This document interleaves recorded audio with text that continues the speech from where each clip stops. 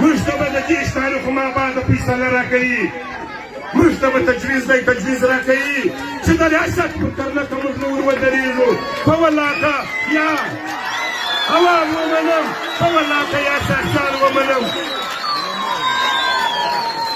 زه به په برلت کې ناست یم، زما د وطن سپېڅلي ځوانان به په برلت کې ناست دي، دوی به په بیټۍ کې وچونه اچوي، موږ به بیعت کوو، موږ به په برلت شوو، یا به موږ دا پاکستان پرېږدو، پر یو خوا به کډه کوو، هغه کار منفله کړو.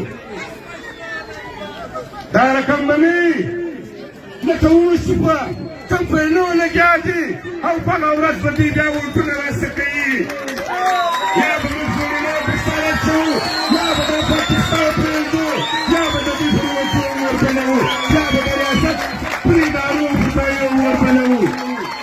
نو دا کله فیصله غواړو.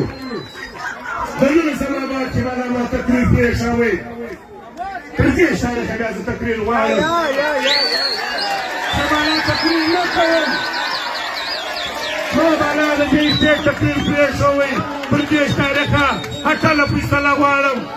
که چا کول ودې کې که نه کول، که په ولس کې ننګ وو یا په ولس کې غیرت وو، په خپله به وینا وکړي، په خپله به پرې خوا روان شي. مننه، والسلام. ډېره مننه. لږ خاموشي وکړئ.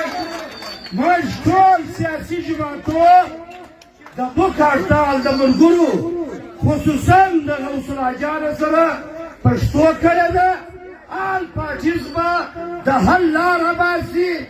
موږ وعده کړې ده، موږ قرآن پاک کړی دی، موږ به درسره ورسره رسوو، هېڅ تشویش مه کوئ. موږ پر سټیج باندې هېڅ تهمت به نه وایست.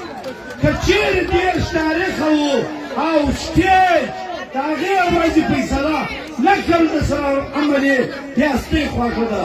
د آخري دعا لپاره زه د اهل سنت والجماعت امیر عبدالخالق سوري صاحب ته خواست کوم.